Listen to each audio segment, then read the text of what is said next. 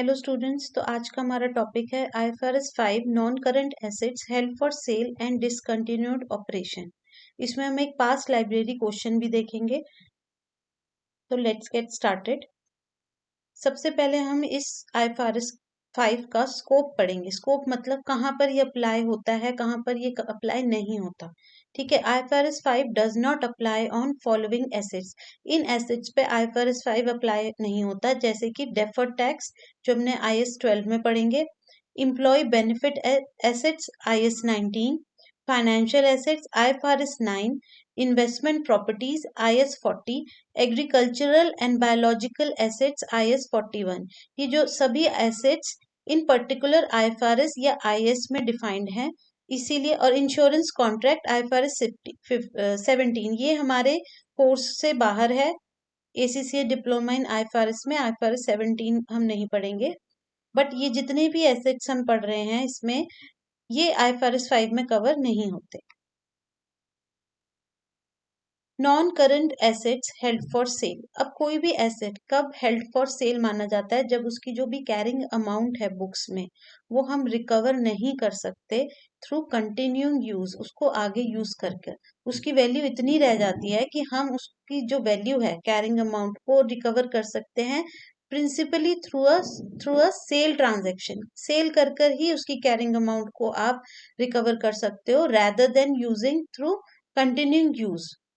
Rather than उसको continuously use करने के हम उसकी वैल्यू को फेच नहीं कर सकते। उसकी वैल्यू को रिकवर करने के लिए हमें उसे सेल करना पड़ेगा, तब हम उस एसेट को क्लासिफाई कर सकते हैं as a held for sale. For this the asset must be available for immediate sale in the present condition. ये पॉइंट बहुत इंपॉर्टेंट है, अक्सर क्वेश्चन में दिखाते हैं कि non current asset held for sale consider कर लिया गया है, बट अभी वो अंडर मैन्युफैक्चरिंग है।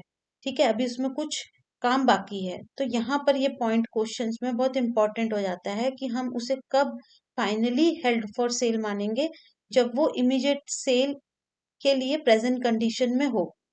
Right, management must be committed to a plan to sell the asset and an active program to locate a buyer must have been initiated। जो management है वो कमिटेड हो, पूरा उसका विल हो कि वो उसको हेल्ड फॉर सेल कंसीडर करे, उसको सेल करने के लिए उसकी एफर्ट्स भी होने चाहिए। The asset must B actively marketed for sale at a reasonable price. The sale should be expected to be completed within 1 year and for date of classification as held for sale। देखो, normally held for sale के लिए हम just 1 year ही देते हैं उसको asset को, but sometime there are certain events which are beyond the control of entity. In that case हम उसको आगे कैरी फॉरवर्ड कर सकते हैं, बट नॉर्मल कंडीशन में हम उसको 1 year तक ही क्लासिफाई करेंगे। हम ये मान के चलेंगे कि हम उसे 1 year के अंदर अंदर सेल कर देंगे। Immediately prior to being classified as held for sale, asset should be measured at lower of their current carrying amount and their fair value less cost to sale। ये बहुत इंपॉर्टेंट पॉइंट है students. जैसे ही हम उसको, suppose हमने 1 अक्टूबर 2023, sorry 22, 23 में तो आया नहीं है, 22 को हमने क्लासिफाई कर दिया कोई एसेट को, तो हम उस दिन उसकी जो भी कैरिंग अमाउंट है उसको चेक करेंगे fair value less cost to sell से। और जो भी लेस है, लोअर है, उसमें हम उसको बुक्स में दिखाएंगे। और इसकी वजह से कई बार क्या होता है, इम्पेयरमेंट लॉस हो जाता है। सपोज कैरिंग अमाउंट 12 मिलियन है but fair value less cost to sell 10 million है, तो 2 मिलियन का आपका इम्पेयरमेंट लॉस हो गया। राइट, और उसको हम कैसे ट्रीट करेंगे? उसको हम ट्रीट करेंगे as per IS 36 impairment of assets.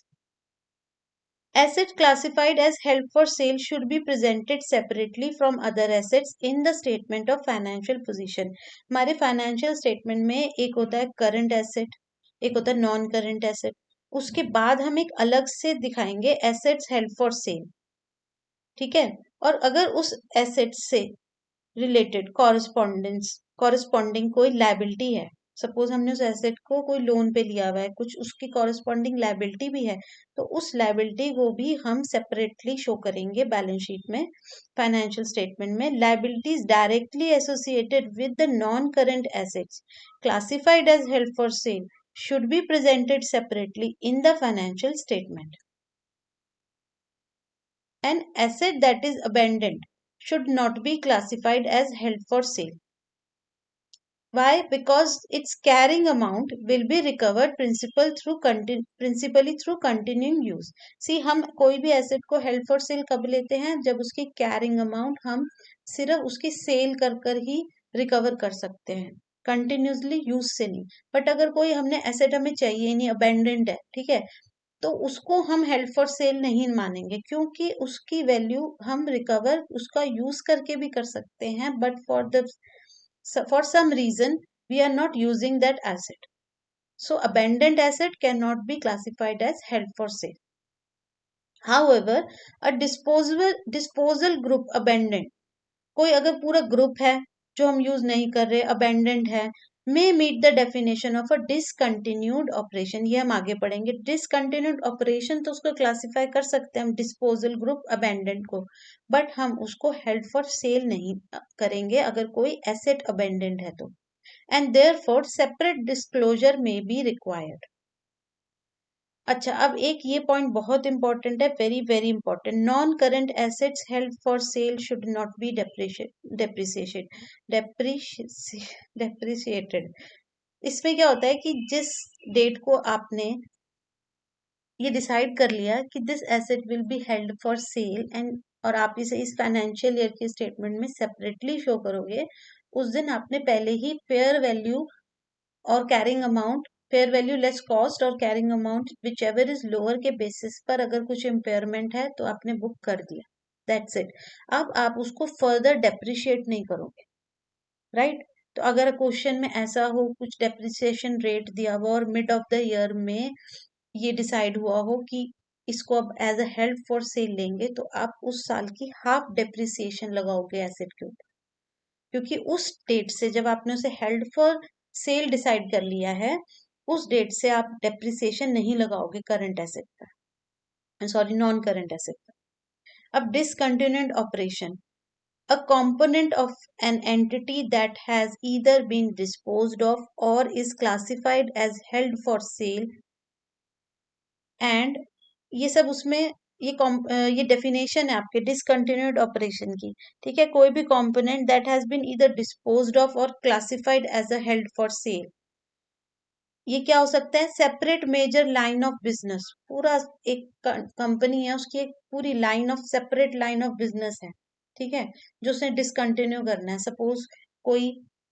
कोई भी कंपनी है जिसका एक फैब्रिक का भी पूरा set major line of business है जो उसने डिस्पोज ऑफ करनी है, क्लोज करनी है, ठीक है, तो वो उसका डिसकंटिन्यूड ऑपरेशन हो जाएगा, एज अ क्लासिफाइड हो जाएगा, ठीक है, उसकी बुक्स में। और जोग्राफिकल एरिया ऑफ ऑपरेशन, बिल्कुल separate geographical area of operation है, separate major line of business है। या फिर ऐसा भी कुछ केसेस में होता है कि जो कंपनी है वो एक सब्सिडरी कंपनी एक्वायर करती है, ठीक है, बट उसको फर्दर यूज करने के लिए नहीं, फर्दर ऑपरेट करने के लिए exclusively with a view to resale. ऐसा भी कुछ क्वेश्चंस में आपको देखने को मिलेगा कि subsidiary acquired exclusively with a view to resale.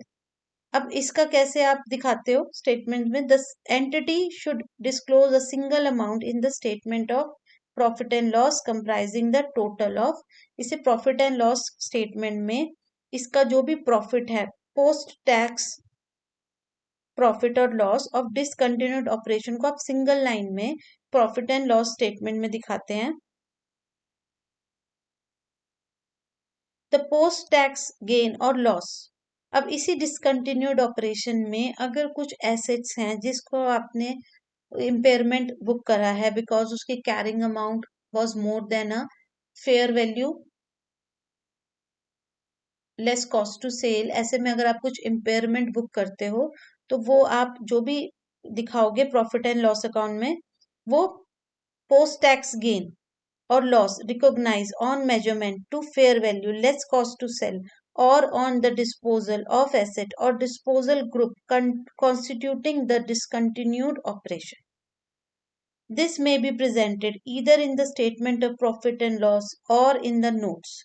If it is presented, अब यहाँ पर जो आपका IFRS 5 है आपको चॉइस देता है कि आप उसको सेपरेट एक लाइन में भी दिखा सकते हो पोस्ट टैक्स प्रॉफिट और लॉस को, या फिर आप उसे नोट्स में भी शो कर सकते हो. If it is presented in the profit and loss it should be presented in the separate section identifies as related to discontinued operation separately from continued operation. This is not required where the अच्छा जिस जब आपको मैंने ये भी बताया था कि कभी कभार सब्सिडरी एक्वायर होती है exclusively with view to resale. अब इस केस पे आप सेपरेटली नहीं दिखाते हो. This is not required where the discontinued operation is a newly acquired subsidiary that has been classified as held for sale. An entity should disclose the net cash flow. Cash flow statement भी बनती है तो उसमें भी इसका दिखा रहे हैं किस तरह से प्रेजेंटेशन होता है. उसमें भी आपको सेपरेटली डिस्क्लोज करना है क्या cash flow attributable to operating investing and financing activities of discontinued operation. These disclosures may be presented either as separate line item in the statement of cash flow or in notes. यहाँ पर भी एक choice है कि आप उसको separate line item में show करोगे कैश फ्लो स्टेटमेंट में या फिर नोट्स में मेंशन कर दोगे. गेन और losses on the remeasurement of disposal group that is not a discontinued operation but is held for sale should be included in profit and loss statement from continuing operation. Students अब एक past library question करते हैं जो बहुत important है. Epsilon a company with the year and 31 मार्च 2002. सबसे पहले question में ये ध्यान दिया करो कि उसकी ईयर एंड क्लोजिंग कौन सी डेट को है. कई बार 30 सितंबर भी आती है क्वेश्चन में, कभी कभार 31 दिसंबर भी होती है. तो आपकी जो कैलकुलेशन है उसमें ये बहुत मैटर करता है कि ईयर एंड कब हो रहा है. ईयर एंड हो रहा है इसमें 31 मार्च 2002. और आपने कब डिसाइड करा, उन्होंने कंपनी ने कब डिसाइड करा to dispose of a business component on 1 October 2001.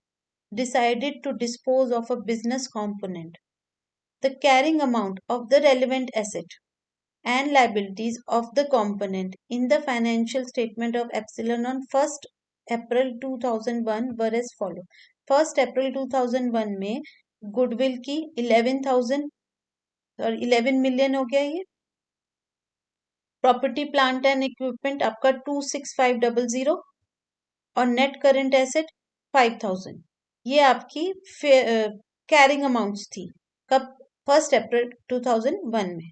The director have assess that goodwill has been impaired by 1 million. अब ये 11 मिलियन में से 1 मिलियन डायरेक्टर ने ये जो वैल्यूज थी वो 1 अप्रैल को थी. डिसीजन कब हुआ 1 अक्टूबर को. 1 अक्टूबर को डायरेक्टर ये एक्सेस करता है कि गुडविल की इम्पेयरमेंट 1 मिलियन से हो गई है. तो यहाँ पर आपका 11 मिलियन कितना हो जाएगा 10 million. And depreciation on the property plant and equipment has been calculated as 1.5 million. ठीक है, तो ये आपका कितना इम्पेयरमेंट हो गया 2.5. 1 मिलियन ये इम्पेयरमेंट और ये डेप्रिसिएशन कितना हो गया 1.5. तो आपका जो 42,500 है इसमें से 2.5 तो उसी आपकी 1 अक्टूबर को डिडक्ट हो गया. क्या वैल्यू आ गई आपकी 40 million. on October 2001 the director estimated. अब ये तो इसका आपका डेप्रिसिएशन की वजह से लेस हुआ, ये आपका इम्पेयरमेंट की वजह से लेस हुआ. अब आगे क्या कह रहे हैं, the director estimated that the fair value less cost to sell of this disposal group was 28 M. तो 28 M की वजह से अब होगा इम्पेयरमेंट. अब अभी हमने पढ़ा था कि जिस दिन हम डिसाइड करते हैं फॉर नॉन करेंट एसेट या कोई disposal group held for sale के लिए, उस दिन हम उसकी कैरिंग अमाउंट को fair value less cost to sell से कंपेयर करते हैं और विच एवर इज लोअर हम उसको उसी अमाउंट को लेके चलते हैं और जो भी अमाउंट लेस हुआ है बुक्स में उसको हम impairment loss as per IS 36 impairment of asset की तरह बुक्स में डील करते हैं। The group was disposed of, यहाँ पर सिर्फ एस्टिमेट हुआ था, मगर फाइनली जो डिस्पोज ऑफ हुआ है वो अगले साल 30 अप्रैल 2002 को 31 मिलियन का हुआ है। But this was in the line with the revise estimate made on 31 मार्च। सी ये लाइन बहुत इंपॉर्टेंट है। 28M जो हमारा एस्टिमेट था वो 1 अक्टूबर 2001 में था, और 31 मार्च 2002 जब आपकी फाइनेंशियल स्टेटमेंट बनती है उस समय आपका जो एस्टिमेट था वो इंक्रीज हो चुका है 31 मिलियन में।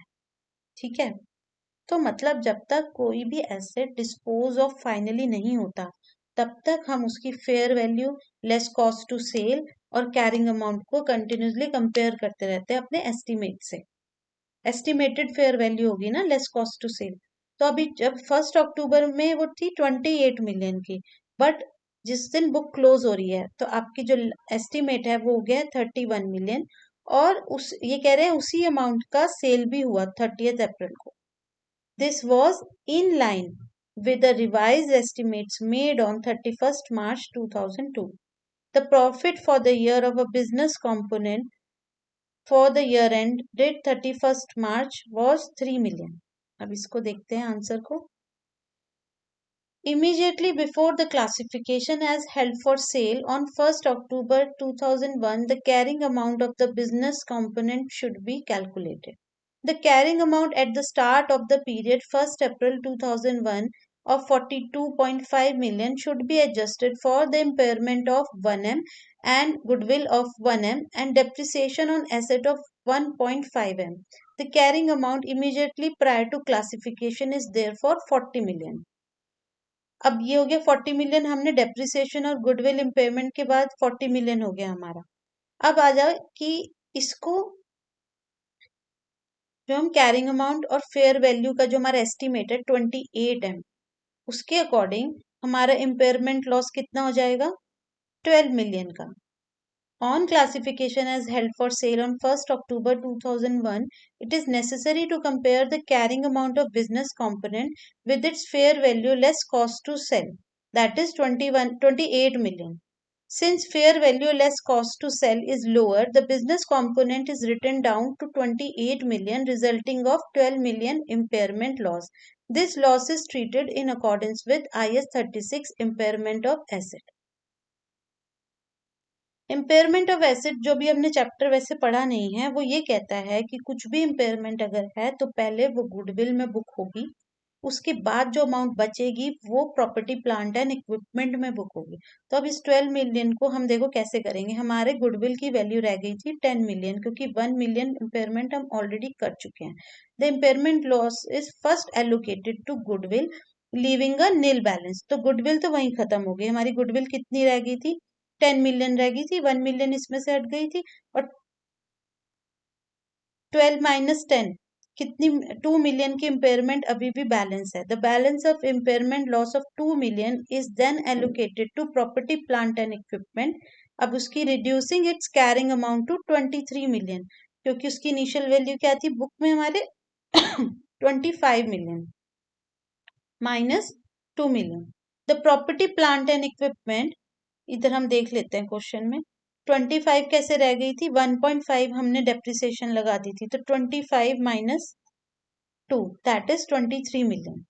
The property, plant and equipment is a part of disposal group and is classified as held for sale, so it is not subjected to further depreciation after 1st October 2001.